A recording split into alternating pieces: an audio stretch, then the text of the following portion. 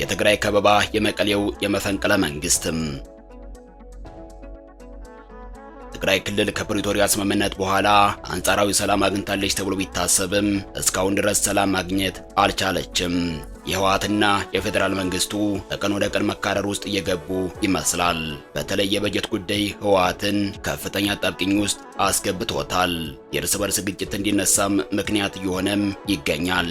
የህወሓት ታጣቂዎች የክልሉን ፕሬዝዳንት ቢሮ ከበባ ማድረጋቸውም እየተገለጸ ይገኛል። በተለያዩ የክልሉ የመገናኛ ብዙሃን በታጣቂዎች ቁጥጥር ስር እየዋሉም ይገኛሉ። ይህ ሰሞነኛ ትኩሳት እንዴት ሊነሳ ቻለ? የመቀሌው የመፈንቅለ መንግስት እንቅስቃሴ እየተባለ የሚዘገበው ጉዳይ ምን ደረጃ ላይ ደርሷል? በመሰናዷችን እናስቃኛቸዋለን። አብራችሁን ቆዩም።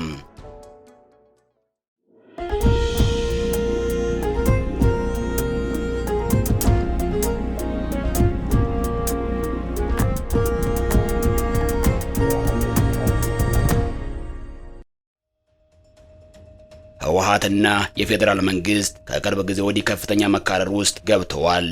ጠቅላይ ሚኒስትር አብይ ህወሓት በጀቱን ለወታደር እየዋለው ነው ብለው ከተናገሩ በኋላ በትግራይ ክልል የበጀት እጥረት ተከስቷል።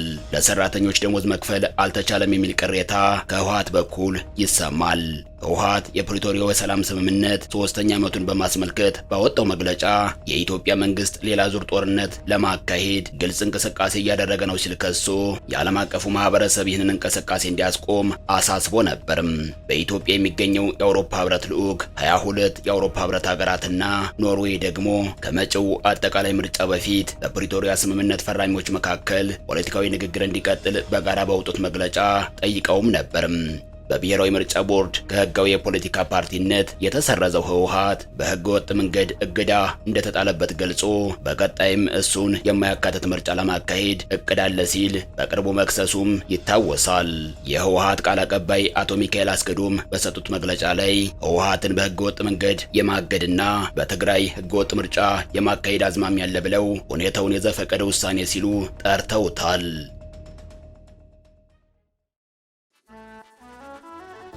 በኢትዮጵያ ብሔራዊ ምርጫ ቦርድ የህጋዊ ፓርቲነት እውቅናውን ያወጣው ከህዳር 8 2018 ዓ.ም እስከ ህዳር 13 2018 ዓ.ም የማዕከላዊ ኮሚቴ ስብሰባውን አካሂዷል። ነሐሴ 7 2016 ዓ.ም 14ኛ ጠቅላላ ጉባኤውን ሲያከናውን የሚጠበቅበትን ሂደት ሳይከተልና ለምርጫ ቦርድ ሳያሳውቅ የሚያካሂደው ነው በማለት በቦርዱ ተቀባይነት የለውም የሚል ደብዳቤ እንደተጻፈለት ይታወሳል። የማዕከላዊ ኮሚቴው ስብሰባ መጠናቀቅ በኋላ የፓርቲው ቃል አቀባይ አቶ ሚካኤል በሰጡት መግለጫ በትግራይ ህገወጥ ምርጫ የማካሄድ ፍላጎት እንዳለ ገልጸው ይህም ህወሓትን ኢላማ በማድረግ ህዝቡን ለማጥቃት እንደሆነ ተናግረዋል። በ14ኛ የህወሓት ጠቅላላ ጉባኤ ላይ የተላለፉ ውሳኔዎች ትግበራ በማዕከላዊ ኮሚቴው መገምገማቸውን አቶ ሚካኤል ገልጸዋል። ከከፍተኛ የፓርቲው አመራሮችና ከአባላቱ እንዲሁም ከብሔራዊ ምርጫ ቦርድ ተገቢውን ሂደት የተከተለ አይደለም የተባለው የህወሓት 14ኛ ጉባኤ አወዛጋቢ እንደነበር ይታወሳል።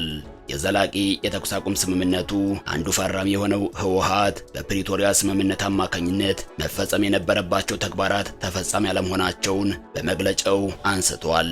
በሁለት ዓመቱ ደም አፋሳሽ ጦርነት ወቅት የትግራይ ህዝብ ጭፍጨፋ፣ ጾታዊ ጥቃት፣ መፈናቀል እንዲሁም ንብረት ዘረፋና ውድመት እንደተፈጸመበት ገልጿል። አሁን ደግሞ ህወሓት ውስጣዊ ችግር ገጥሞት እርስ በርሱ እየተባላ ይገኛል። በተለይ የበጀት ጉዳይ ጦር እያማዘዘ ይመስላል።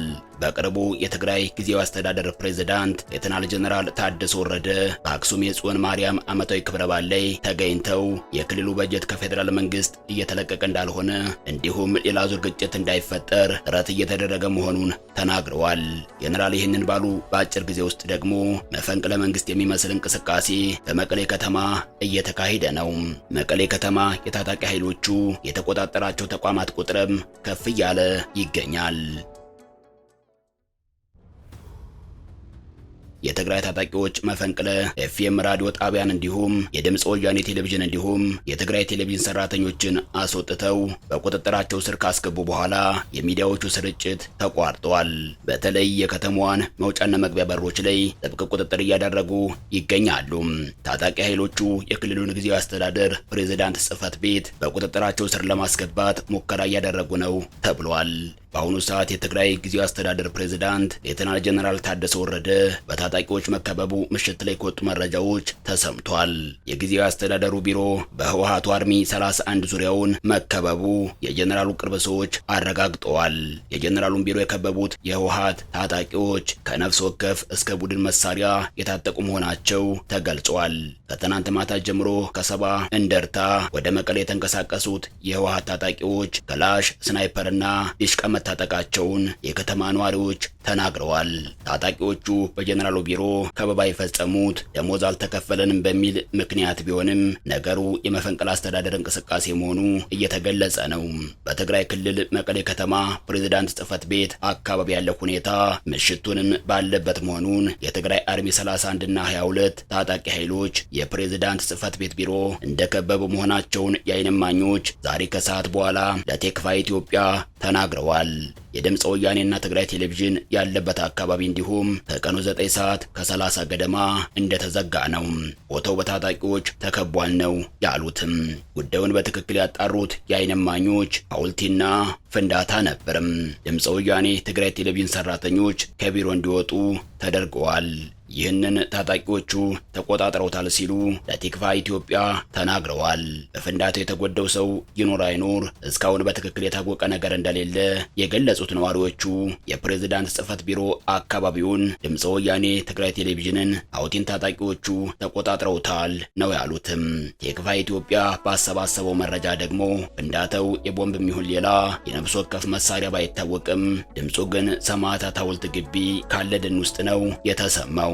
በሌላ በኩል ነዋሪዎቹ ምሽት 3 ሰዓት አካባቢ ያለውን ሁነት ሲያስረዱ ሁኔታው እንዳለ ነው ያለው። ተኩስ ነበርም። የተኩሱ ውጤት ገና አልታወቀም። አሁን ግን ትንሽ ረጋ ብለዋል። በትግራይ የሚስተዋለውን አለመረጋጋት በተመለከተ ነዋሪዎቹ በሰጡት አስተያየት ገበያ ላይ ያለው ሁኔታም ከሽንኩርትና ቲማቲም በስተቀረ የሌሎቹ ሸቀጦች ዋጋ ነሯል፣ ሰላም ቀዝቅዟል ያሉት ነዋሪዎቹ ከዚህ ቀደምም ብዙ አስተያየቶች ሰጥተናል፣ ሰሚ የለም ብለዋል። ህዝቡ ሰለቸን ይበቃናል ካለም ቆይቷል። ገላጋይን ያጣነው ሲሉም ድምጻቸውን አሰምተዋል።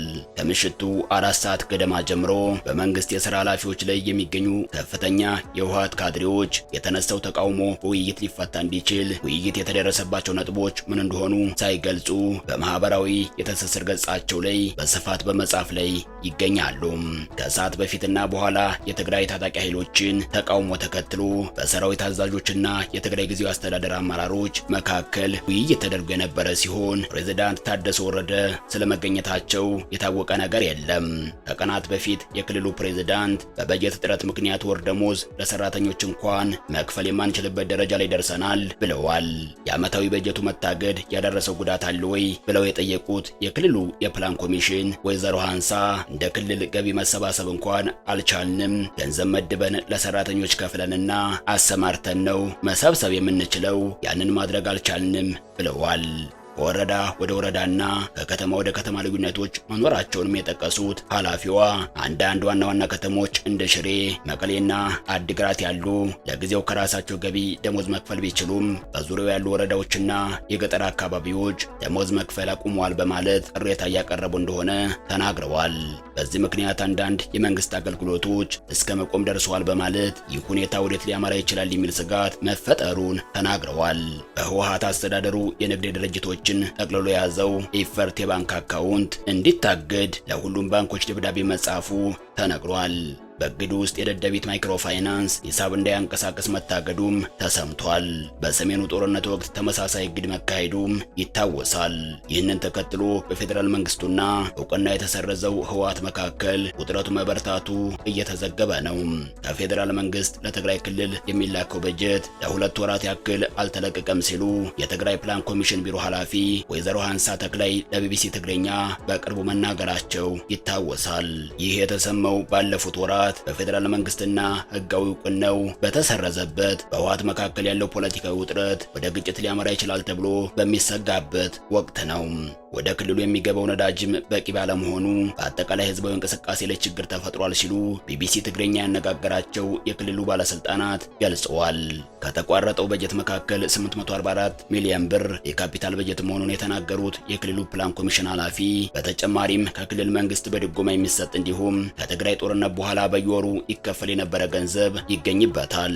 በአጠቃላይ ለ2018 ዓ.ም ለትግራይ የተመደበው 18.8 ቢሊዮን ብር ዓመታዊ በጀት ለ12 ወራት ተካፍሎ በየወሩ የሚላክ ሲሆን ነገር ግን ይህ ገንዘብ ከጥቅምት ወር ጀምሮ መቆሙን ኃላፊዋ ጨምረው ገልጸዋል።